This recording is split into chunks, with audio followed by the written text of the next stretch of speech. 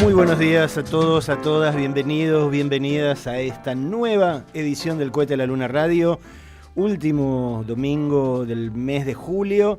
Buenos días, Horacio Berbisky. Buenos días. Buenos días, Ricardo Aronskin. Buenos días. Es muy gracioso porque estábamos hablando fuera de micrófono, recordando que hace un par de semanas Horacio Berbisky vaticinó que podíamos llegar a ganarle a Inglaterra, que lo veía muy posible, pero que imaginaba que íbamos a perder con España, y se dio exactamente así. Pero lo que más gracia nos causaba ahora era tratar de darnos cuenta de que en realidad todo esto ocurrió el domingo pasado, ¿no? Y da la sensación de que hace siglos que pasó ya. Sí, en realidad yo no tenía dudas de que le ganábamos a Inglaterra, que el equipo argentino era muy superior al inglés, pero que no teníamos ninguna chance con España. Y la verdad es que tuvimos suerte, porque perder 1-0 con España en ese partido, Sí. E incluso con la posibilidad de empatarlo sobre la hora de nuevo, porque Sí, pudo haber ocurrido. pero tuvimos mucha suerte, mucha suerte. No en todo. No, en el campeonato sí. Sí, el campeonato sí. No me refiero a otra cosa. Bueno, hablemos de lo que vino después entonces. Hablemos de lo que vino después. Y bueno, vino la sábana y la campaña. Yo no sé ustedes, pero yo la versión más disparatada que escuché, que después se generalizó, yo la escuché de una persona amiga que no entiende mucho de todo esto, pero que me preguntó, ¿te parece posible? Y la versión era, ¿será verdad que la FIFA los obligó a perder por la sábana de las Malvinas? No podían permitirles ganar porque si salían campeones no podían dejar sin sanción lo del cartel. Antes de salir a jugar hubo una gran discusión por eso, porque les reprocharon a los del cartel lo que habían hecho y algunos se negaban a dejarse ganar. Y así se trataba de explicar la arenga de Messi al encarar el túnel para salir a la cancha. Con eso, las redes y los medios de la Argentina conquistaron el campeonato mundial del absurdo.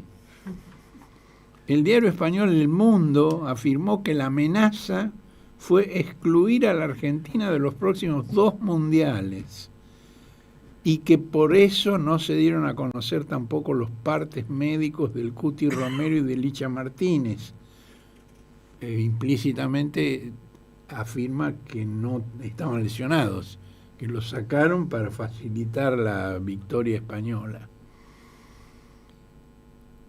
Después recibí otra de alguien que tiene un cargo legislativo y no importa quién es, que dijo, ya se supo que fue una empresa israelí una de las que orquestó la campaña anti-Argentina.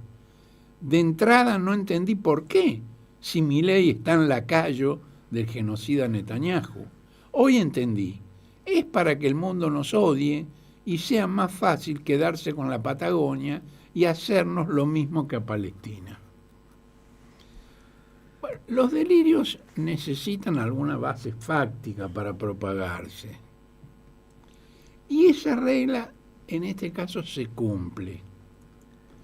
Por ejemplo, la FIFA efectivamente castiga las manifestaciones políticas y en este caso tan sensible contó con la adhesión de las fuerzas de seguridad de la Argentina, Inglaterra y Estados Unidos, que tuvieron una reunión en una ciudad de Estados Unidos donde adhirieron a esa prescripción de la FIFA y se confabularon para impedir que ocurriera la manifestación política.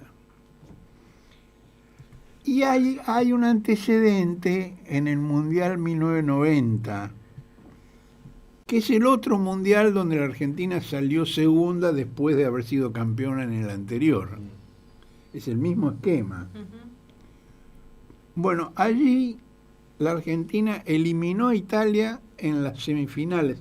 Es decir, lo que esta vez le hicimos a Inglaterra, en aquella vez se lo hicimos a Italia, pero que Italia era el local, pues el campeonato se jugaba en Italia. Y ahí, en vez de Messi, estaba Diego, que no se callaba nada. Y Maradona había arengado a la hinchada del Nápoles, porque además el partido se jugaba en Nápoles. Y Maradona era el ídolo máximo de Nápoles, porque era el sur contra el norte, eran los cabecitas negras contra los bacanes del norte. Y entonces Maradona dijo una frase maravillosa, como tantas. Durante 364 días al año los tratan como si no fueran italianos. Y ahora les piden que sean italianos para alentar a la selección. Y les pidió que alentaran a la Argentina. Y una parte de la hinchada de Nápoles le hizo caso. Y en el partido de Argentina contra Italia, una parcialidad del Napoli alentó a la Argentina, que además eliminó a Italia, y uno de los goles lo hizo Maradona, además. Es decir, había un antecedente interesante en ese sentido, ¿no? Y la final con la que Alemania le ganó a la Argentina en la final, digamos, lo que ahora nos hizo España, se resolvió con un penal cobrado a pocos minutos del final por el árbitro mexicano Edgardo Codesal. Un lector me dice, no, Codesal es uruguayo. No, Codesal nació en Uruguay, pero adquirió la nacionalidad mexicana y vivía en México, donde había un clima denso contra la Argentina previamente. Y además expulsó a 2 jugadores argentinos, Codesal, aparte de cobrar ese penal que definió el partido. Y Maradona, dentro de su abierta hostilidad hacia la dirigencia de la FIFA, ya lo había sindicado a Codesal como parcial y había pedido que la Argentina lo recusara, que no lo aceptara como árbitro del partido, pero Julio Grondona no lo impugnó. Porque claro, Grondona era el delegado argentino en la FIFA. Fue el momento en el que quedó claro que la FIFA era un gran negocio, que repartía mucha mosca y que a Grondona le habían abierto la puerta para que formara parte de esa élite, para que fuera uno de los capos mundiales de la FIFA. Entonces, ¿qué mierda va a protestar por un árbitro? Después el otro tema, el tema de Milei y sus relaciones con Israel. En los albores del sionismo, a fines del siglo XIX, se consideró una hipótesis en el Congreso Fundacional del sionismo, con Teodoro Herzl, que era el fundador del sionismo, de establecer un hogar judío en la Patagonia. Pero fue desechado y se eligió Palestina con una consigna absolutamente falsa que no está claro si fue fruto de la ignorancia o de la maldad, si lo creían o lo inventaron, y decían que era necesario un territorio sin pueblo para un pueblo sin territorio. Es decir, los judíos eran una nación sin territorio y en Palestina había un territorio y no había una nación, no existían los palestinos. Ahora, pasó un siglo de eso, más de un siglo pasó. Un siglo y 3 décadas pasaron. Y todavía se sigue repitiendo, el antisemitismo local sigue hablando del plan Andiña como si fuera una realidad. Pero se les complica porque desde el ataque de Hamás de 2023,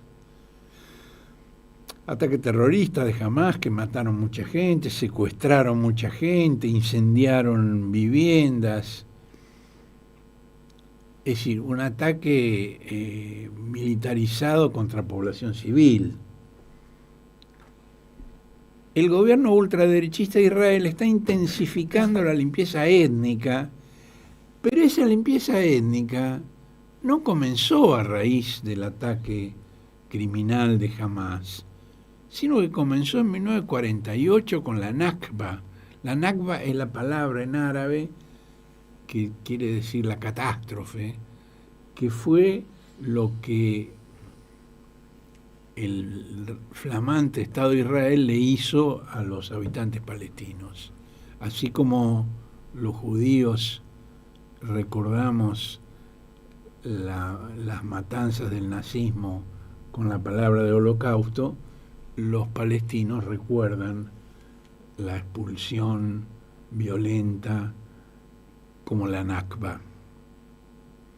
De lo que el cohete ha informado en detalle, hay en la nota mía hay un link a alguna de las notas previas donde hay fotos de la Nakba que son muy impresionantes, las masacres que cometieron los israelíes.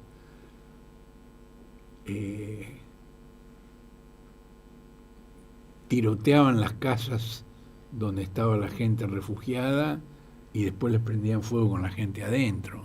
Saqueaban los bienes, hacían festines con la comida y con la bebida que secuestraban en las viviendas de la gente que expulsaban. Bueno, cosas muy, muy feas. Bueno, esto generó un fenómeno nuevo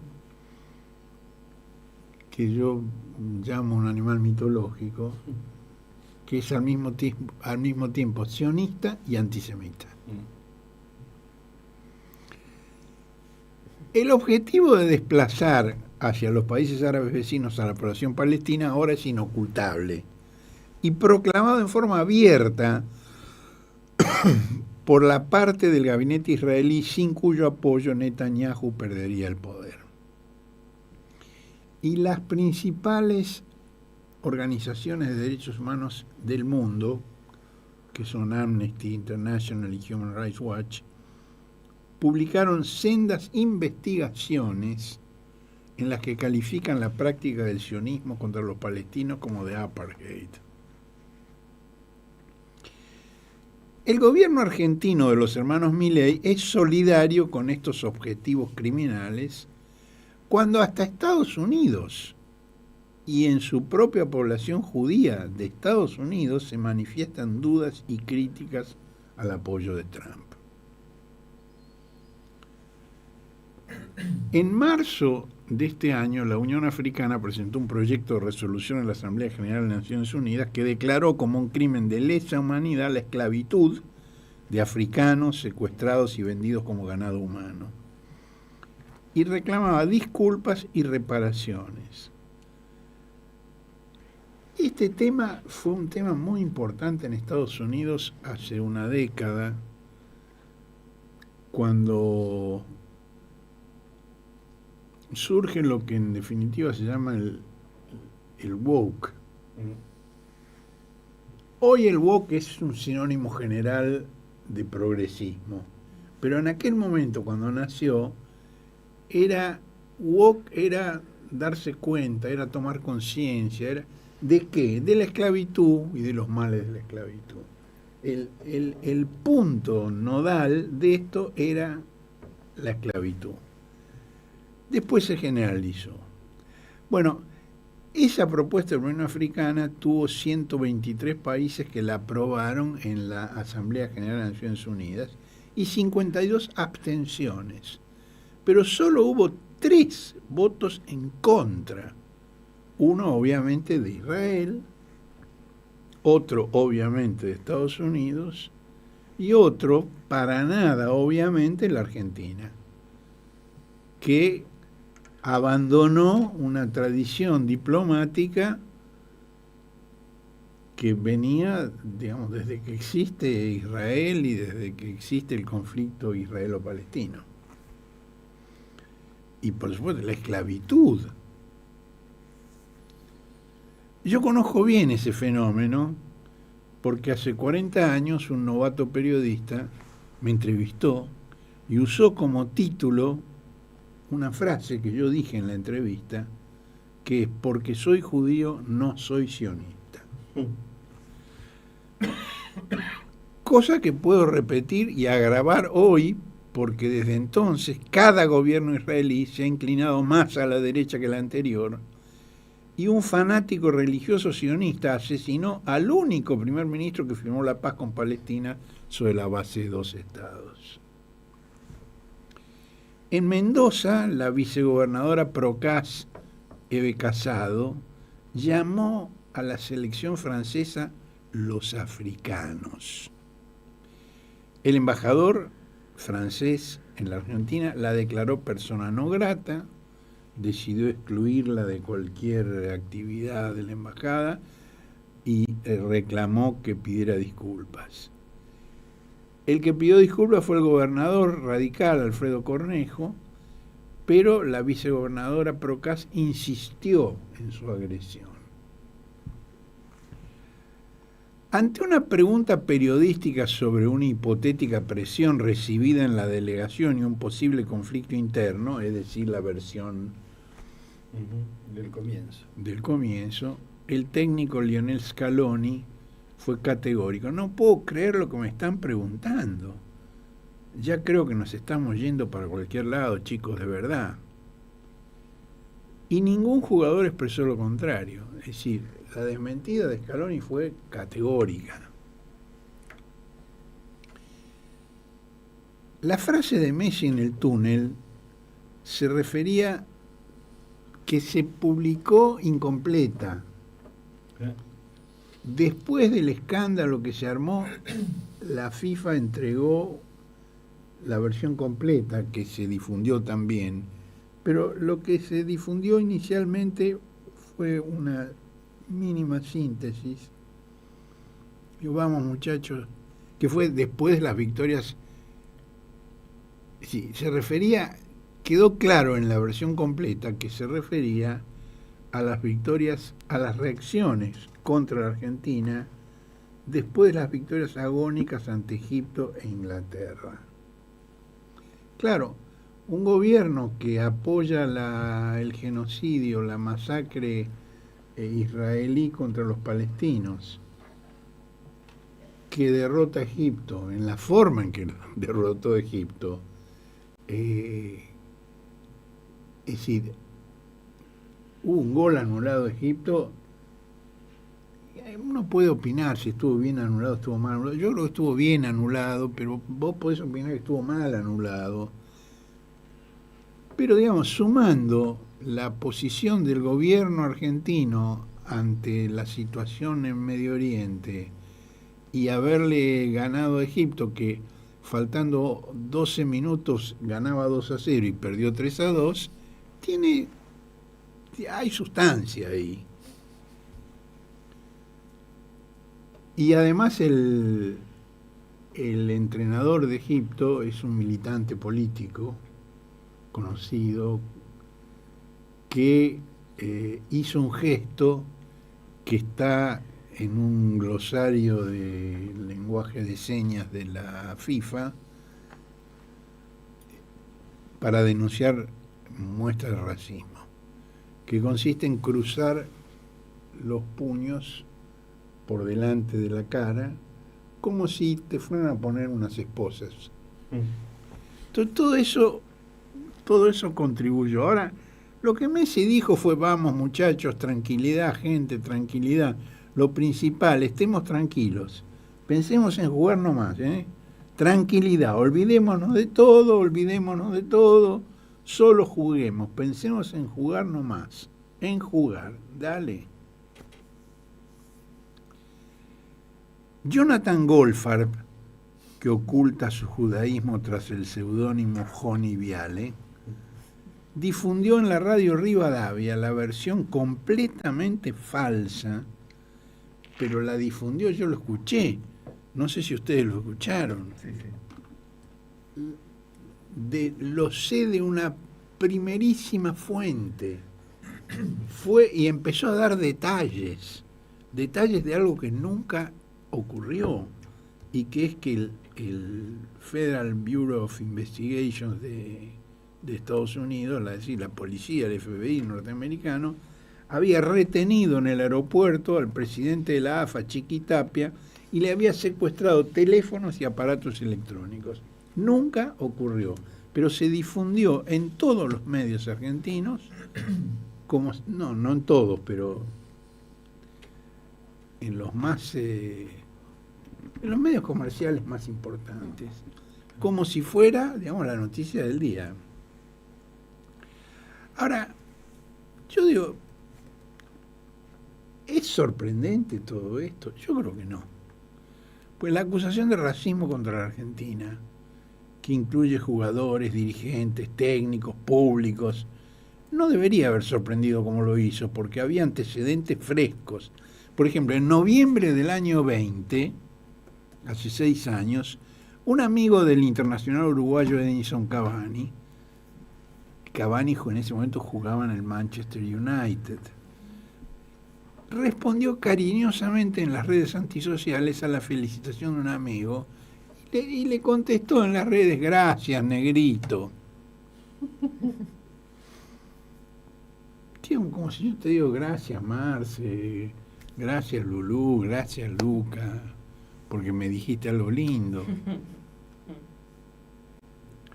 Yo no soy muy efusivo, tal vez yo no digo esas cosas, pero tal vez tengo que autocriticarme en ese sentido. No, pero esas son viejitas aparte. La Asociación Inglesa de Fútbol castigó a Eddie por presunto racismo con una multa de 100.000 libras esterlinas. 100.000 libras esterlinas son como $200.000 o como $150.000. Es un montón de mosca. Y además le metió 3 partidos de suspensión y lo obligó a tomar un curso sobre diversidad. A Cavani, un curso sobre diversidad. No entienden nada. El goleador explicó que el interlocutor era su amigo y que en el Río de la Plata, negrito era una expresión cariñosa, sin connotaciones discriminatorias. ¿Cuántos amigos tenemos que son el negro, la negra, el negrito, la negrita? Yo, por ejemplo, en la época de la dictadura tuve refugiado en mi casa a una compañera que le habían matado al compañero y que tenía un bebé chiquito, y ella era la negrita. Yo no sabía el nombre de ella. Y hace un par de años me encontré con el hijo de la negrita, ya un hombre, y estuvimos hablando y qué fue de la negrita, y digo, una persona tan querida que la refugié en mi casa en los momentos más graves de la persecución dictatorial. La Academia Argentina de Letras confirmó lo que decía Cavani, pero igual Cavani tuvo que aceptar la sanción para poder seguir jugando en Manchester, nada menos que en Manchester. Es decir, en Manchester la revolución industrial se hizo con algodón cultivado por esclavos negros, capturados por traficantes ingleses y holandeses en el Caribe y en Estados Unidos. Los obreros de Manchester eran blancos, pero el algodón venía de las plantaciones con esclavos del Caribe y de Estados Unidos. Es decir, proyectaban sobre Cavani el racismo que enriqueció a su ciudad. Un poco como las sobreactuaciones de Alemania post Segunda Guerra Mundial, ¿no? Digo, así se rasgan la vestidura frente a cualquier cosa, ahora reprimen, digo, cualquier manifestación en contra del Estado de Israel, qué sé yo, sí, como para pero tratar eso, de lavar la propia imagen. Pero ¿no? eso está cambiando. Eso está cambiando porque hay un partido neonazi que ya ha ganado un par de estados y que la derecha aceptable de Alemania había prometido que nunca iba a formar gobierno junto con los neonazis de Alternativa por Alemania, y acaban de retractarse de esa prohibición y están dispuestos a darle lugar en el gobierno a los neonazis. Eso cambió. Pero es muy cierto lo que contás. Digamos, durante 70 años fue como acabas de decir, ¿no? En 2022, cuando la Argentina derrotó en la final a Francia, en Qatar, la hinchada y los jugadores entonaron un canto abiertamente racista que, entre otras cosas, decía: juegan para Francia, pero son todos de Angola. Su mamá es nigeriana, su papá camerunés, pero en el pasaporte dice francés. Ingenioso, hijo de puta, súper jodido. Pero Messi y Mbappé, que serían, digamos, los personajes más representativos de los dos equipos que jugaron la final, son los que hicieron los goles, los que definieron el partido. Después coincidieron en el primer equipo del club de la ciudad de París. Y compartieron durante un par de años el plantel y entablaron una relación más que cordial. El francés dijo que fue un privilegio jugar con Messi y que aprendió muchas cosas del argentino, quien además es públicamente conocida su íntima relación de amistad con el moreno brasileño Neymar Jr. En la última Copa América que la Argentina le ganó a Brasil, o en el Mundial de Qatar, no recuerdo en cuál de los dos, cuando la Argentina estaba festejando, se acercó Neymar y se sentó en una escalera al lado de Messi y se quedaron charlando media hora, sonriendo, como grandes amigos. Y Neymar también dijo que había aprendido mucho de Messi cuando jugaron juntos, primero en el Barcelona y después en el equipo de París. La primera vez que el seleccionado francés presentó un conjunto multiétnico en el Mundial de 1998, el ex paracaidista Jean-Marie Le Pen dijo que ese patchwork, esa mezcolanza de colores, no representaba a Francia. Le Pen lideraba el partido racista y antisemita Frente Nacional, que ahora su hija Marine ha pasteurizado para ver si así puede llegar a la presidencia. Lo limpió de las manifestaciones antisemitas, era un partido que negaba la existencia del Holocausto, del antisemitismo, e incluso llegó a expulsarlo del partido. Marine Le Pen expulsó a su padre del partido. Ese equipo, que no representaba a Francia, fue campeón del mundo ese año.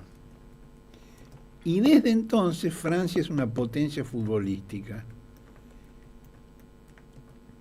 Cuando la Argentina derrotó a Francia, a su equipo blanco como el Camembert, en el torneo de 1978 que se jugó en Buenos Aires, en la Argentina, Francia era un equipo del montón. No era la potencia futbolística mundial que es hoy. En 2022 también la historiadora tejana Erika Denise Edwards escribió en el Washington Post un artículo que tituló ¿Por qué la Argentina no tiene más jugadores negros en el Mundial? Ese artículo se basaba en una investigación, un libro que ella había publicado, que era Hiding in Plain Sight, Black Women, the Law and the Making of a White Argentine Republic, que quiere decir oculto a plena luz. Las mujeres negras y el derecho y la construcción de una república blanca argentina. Una de las explicaciones de Erika Denise Edwards fue que en el censo de 2010 había un 1% de afrodescendientes, cifra que luego el Washington Post corrigió y dijo no era el 1%, era el 0,37%, 3 veces menos. Pero el argumento principal de la autora era que había en el país una larga historia de invisibilización de la población afroargentina y un mito de la Argentina blanca. Bueno, esto bien lo sabía el clarividente doctor Fernández. ¿Se acuerdan? Los argentinos descendemos de los barcos. ¿Cuántos presidentes que dan vergüenza que hemos tenido realmente? Otros 2 años más tarde, en 2024, la agresión musical contra los franceses se repitió en el ómnibus de los jugadores argentinos que habían vencido a Colombia en la Copa América. Es decir, no era contra los franceses, era contra los negros. Porque Colombia tiene tantos o más negros que Francia en su equipo. Y un jugador argentino, Enzo Fernández, mientras cantaban esta canción anti-negra, la transmitió en su red antisocial. Le avisaron, se dio cuenta y cortó la transmisión, pero ya era tarde. La Federación Francesa presentó un reclamo y el Chelsea, donde jugaba Fernández, creo que sigue jugando en el Chelsea, abrió una investigación. Uno de sus compañeros, Wesley Fofana, lo acusó de racismo. Enzo pidió disculpas en una declaración pública y a cada uno de sus compañeros uno por uno. Nicolas Jackson, delantero senegalés del Chelsea, publicó un video muy tierno de Enzo Fernández jugando y abrazando a un bebé negro vestido con la camiseta del Chelsea. No se oyen palabras, pero es muy breve. Ponémelo, Hoffman. Oh, peekaboo. Whoa. Do it again, peekaboo.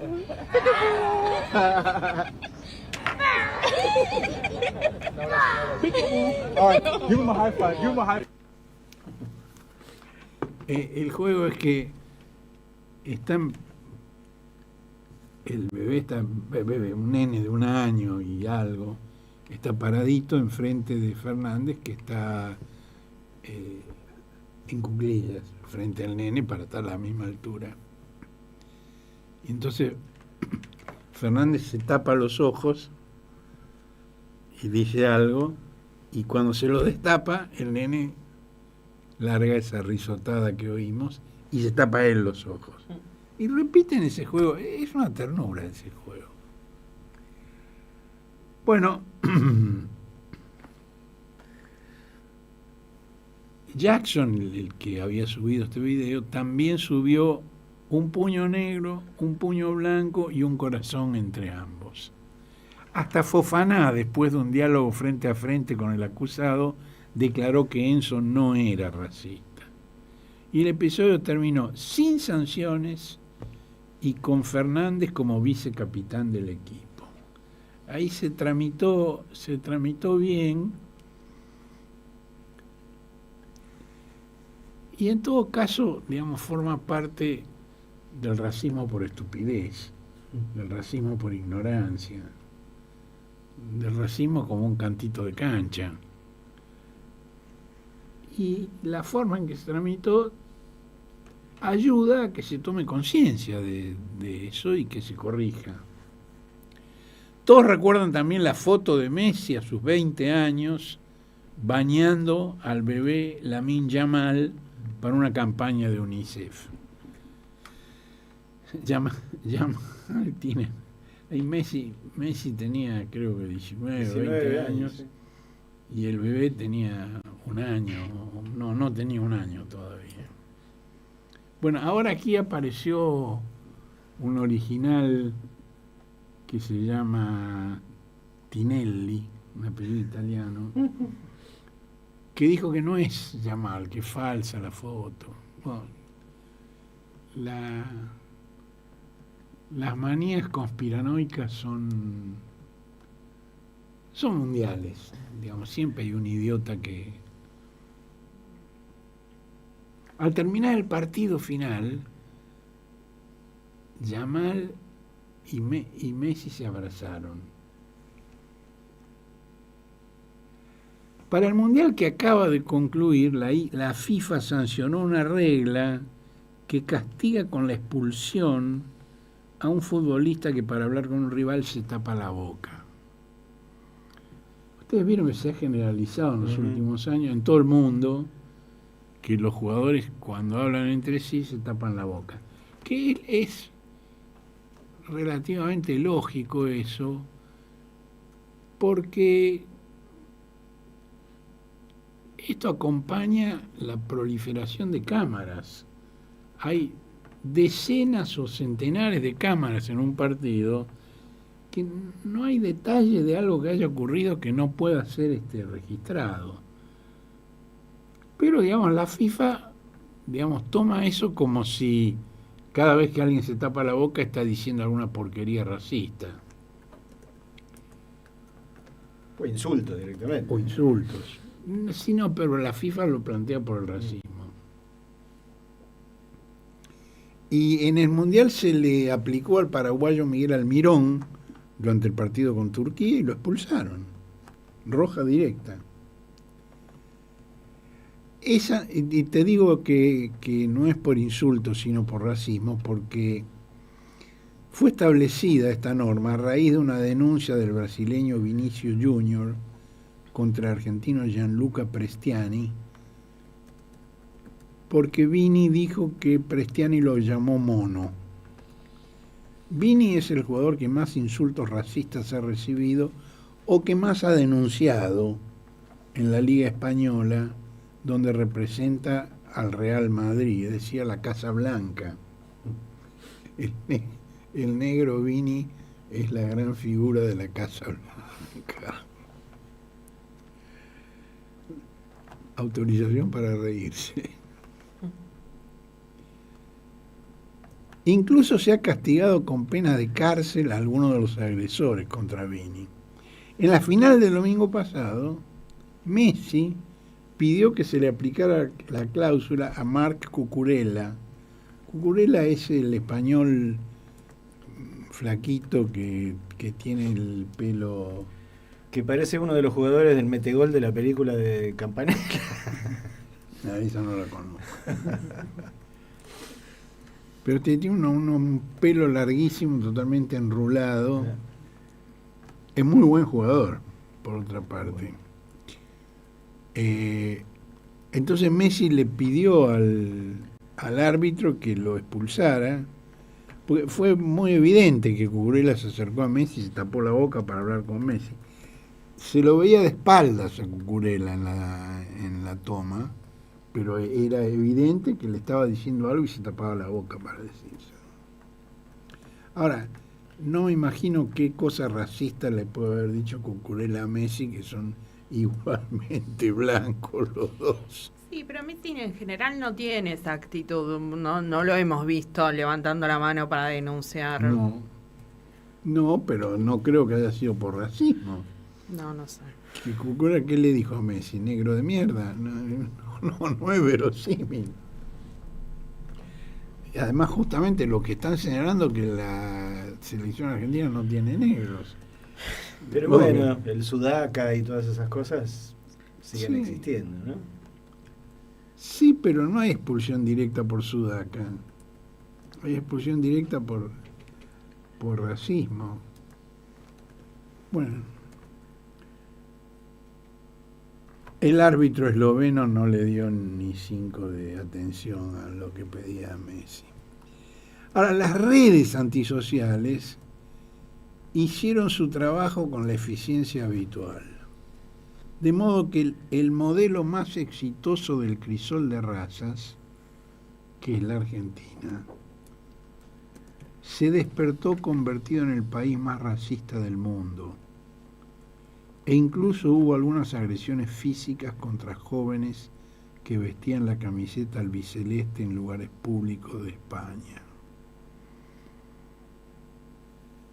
Yo he viajado bastante por el mundo y no he visto ningún país donde el crisol de razas haya sido tan exitoso como en la Argentina. Digo, acá ni siquiera hay mucha conciencia de cuál es el origen de cada uno. En países como Estados Unidos, hay combinaciones admisibles y otras inadmisibles. Por ejemplo, blancos con coreanas o blancas con coreanos está perfectamente admitido.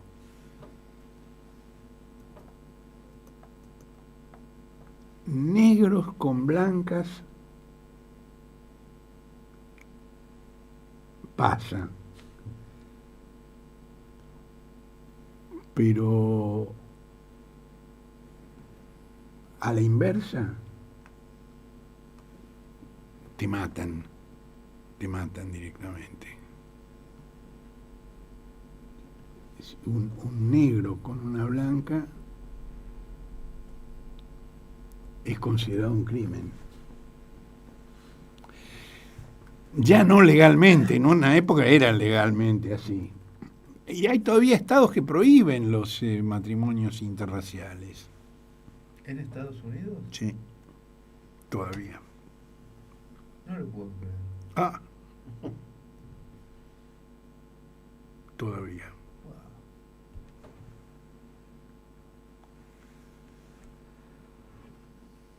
Bueno, el mestizaje argentino no se dio en ninguno de los países europeos que colonizaron a otros de Asia, África o América Latina, y tampoco en Estados Unidos.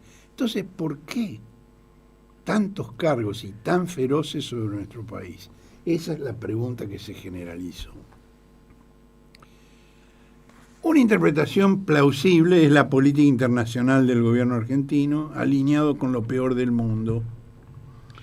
La fascinación presidencial por Israel y su gobierno tiene componentes religiosos, ideológicos y comerciales.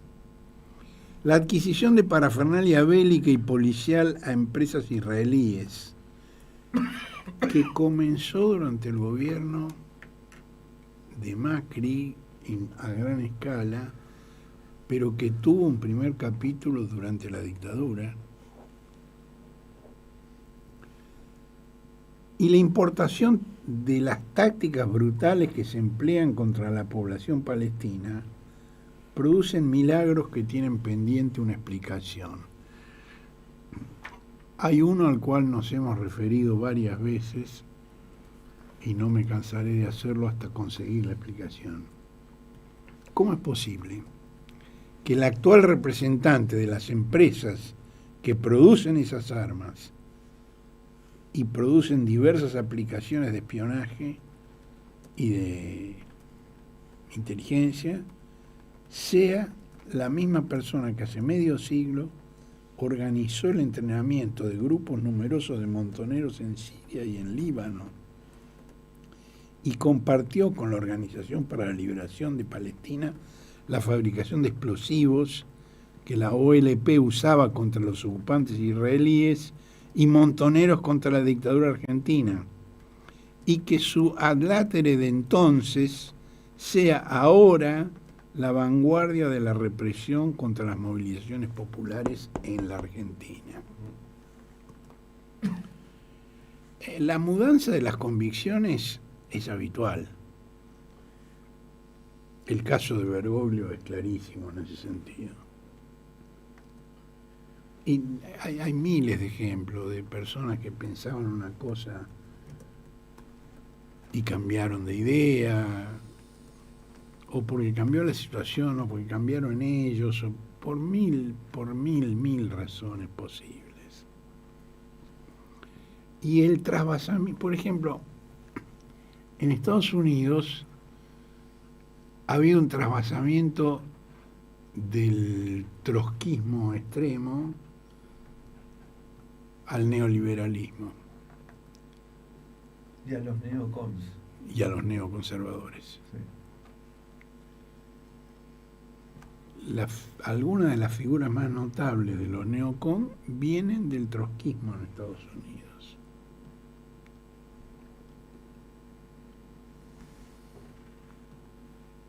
Entonces, eso ocurre en mucho. Bueno, también tenemos algún caso argentino en España, por ejemplo, un economista que se llama Rodríguez Brown, que es un defensor del liberalismo económico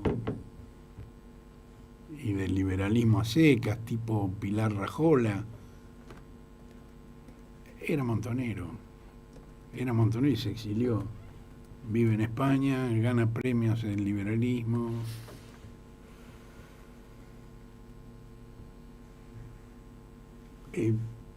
Hace falta que diga de quién estoy hablando cuando digo, estoy hablando de Mario Montoto y de Patio Bullrich.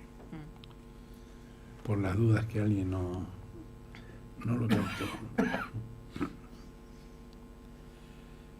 Bueno, ese cambio de convicciones es habitual. Pero es más que extraño que nadie se acuerde de estas cosas ahora que Donald Trump y Marco Rubio convocan a una guerra a muerte contra lo que llaman el terrorismo de izquierda, con referencias a montoneros, precisamente, que solo existen como una secta microscópica hoy, que se limita a exaltar con nostalgia tiempos mejores. Salvo que lo que vemos solo sea la punta de un iceberg, y que en realidad no ha sido un cambio de convicciones, sino un cambio de circunstancias que permite revelar una identidad que estaba oculta. Cosa que yo me la pregunto. Oculta hace 50 años. Claro.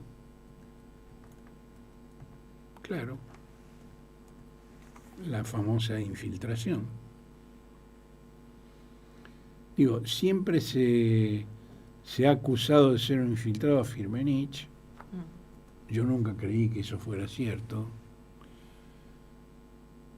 Pero es cierto que Montoto, alias Pascualito, era la persona más próxima a Firmenich. Era su guardaespaldas.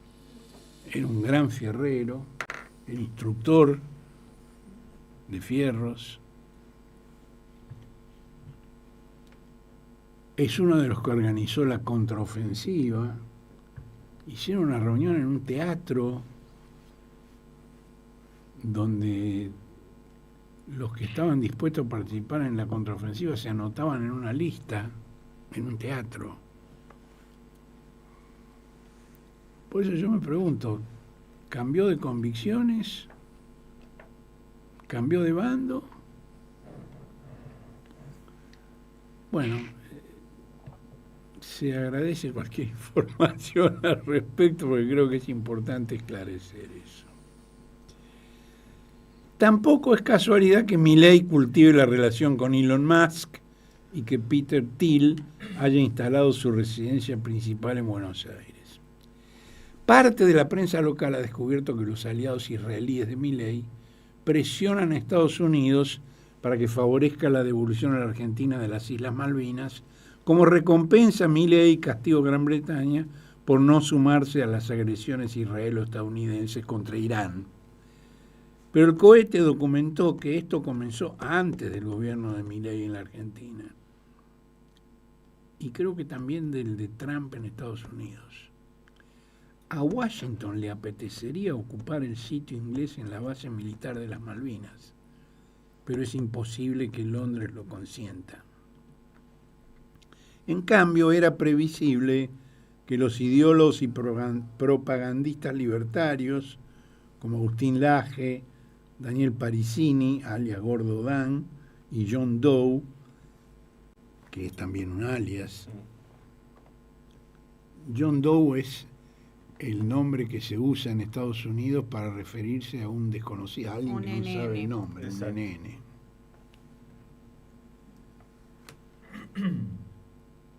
Sindicasen al kirchnerismo como pieza fundamental de la campaña anti-argentina. El uso de la expresión campaña anti-argentina ya te pone los pelos de punta, porque es la frase de la dictadura para desacreditar las denuncias por la represión dictatorial.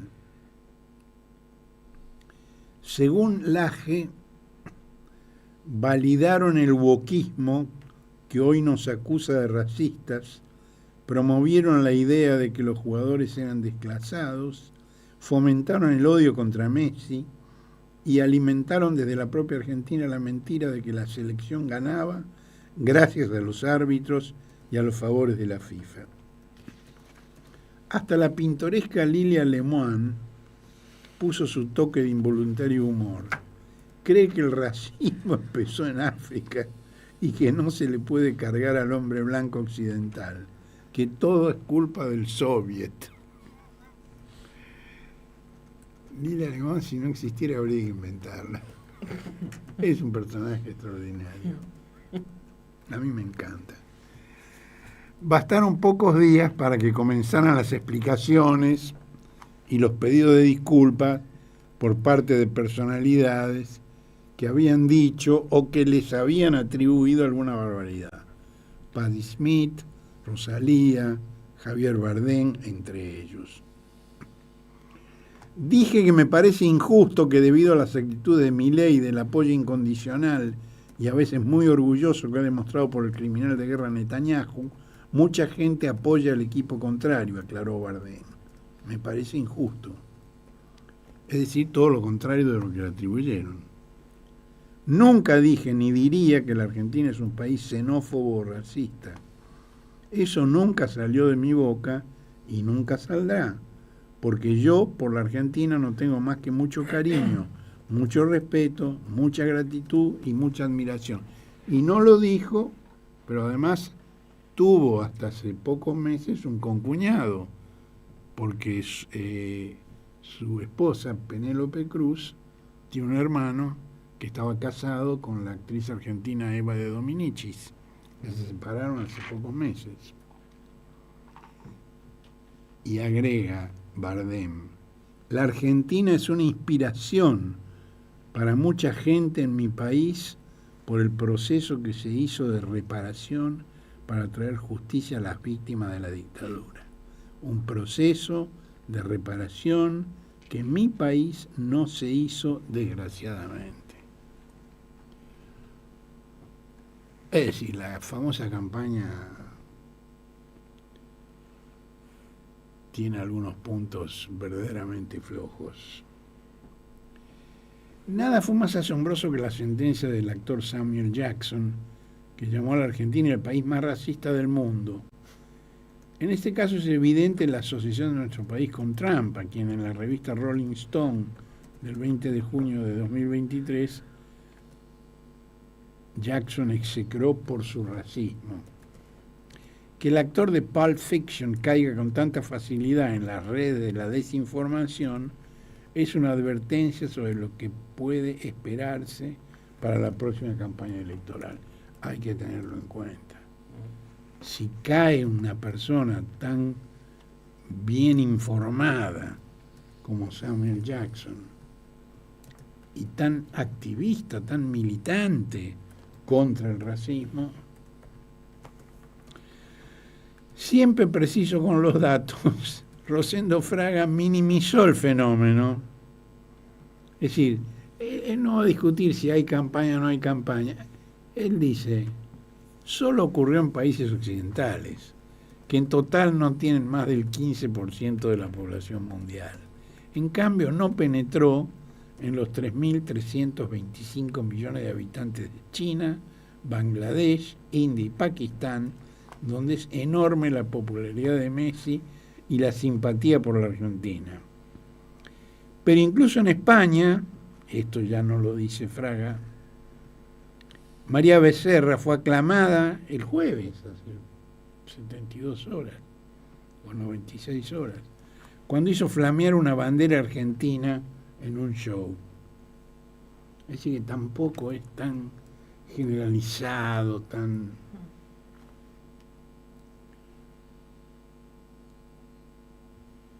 Milei criticó en su estilo zafio a los jugadores por exhibir la bandera, hasta que Trump los elogió por ese acto de libertad. Trump los elogió. Dijo, qué bien, piensan eso y lo muestran. Me gusta, dijo Trump. Trump dice cualquier cosa, para un lado, para el otro. En ese sentido es más incoherente que Milei. Si a Milei una de esas no se le escapa ni por casualidad. Cuando lo dijo estaba sentado junto a Infantino, a quien propuso para presidir las Naciones Unidas. Increíble.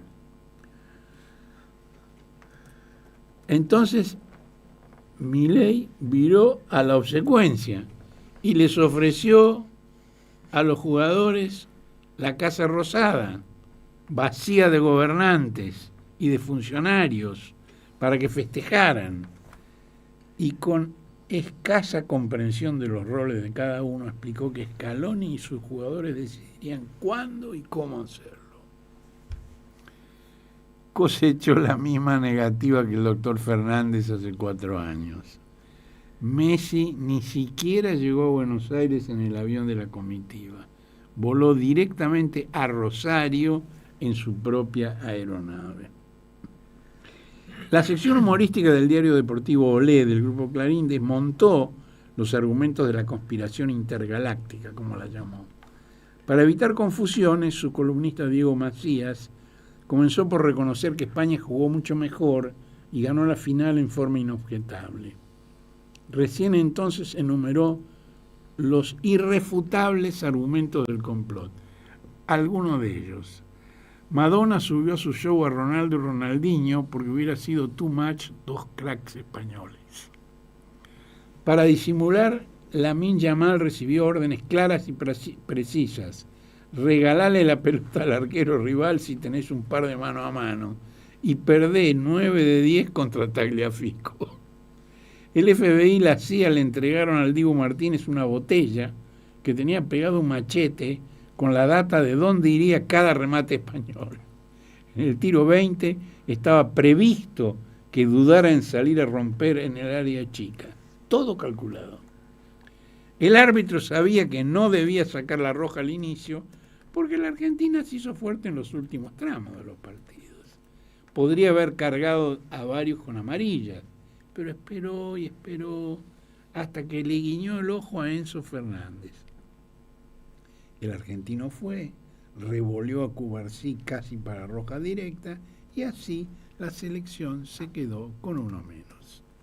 Senesi, que se incorporó unos días más tarde, fue a buscar el centro de Simeone con el empate en la cabeza.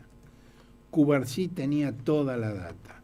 No llegó al cruce porque es un crack de 19 años que juega con la experiencia de uno de 30, ni porque hizo un mundial en un nivel superlativo. Claro que no. Sabía dónde iría el centro. Estaba todo calculado. El show del medio tiempo iba a ser más largo, pero eso podía favorecer a la selección argentina. Justin Bieber se enojó cuando le acortaron la canción y se quedó solo con la guitarrista tocando mientras el huracán Shakira aparecía. Todas mini versiones para que no hubiera descanso para la escaloneta. Ni el entretenimiento escapó al plan. Diego Simeone exageró la patada de Beckham cuando finalmente echaron al inglés en el Mundial del 98. Su hijo Giuliano debía pagar esa deuda y si le quedaba una pelota picando en el área debía revolearla a Manhattan. No tendría que ver ni que la bocha estaba muy alta, ni el tobillo que se había doblado minutos antes, o que no le pegara bien y listo. Como desconfiaron de él, hackearon el chip de la pelota para que no entrara nunca al arco español.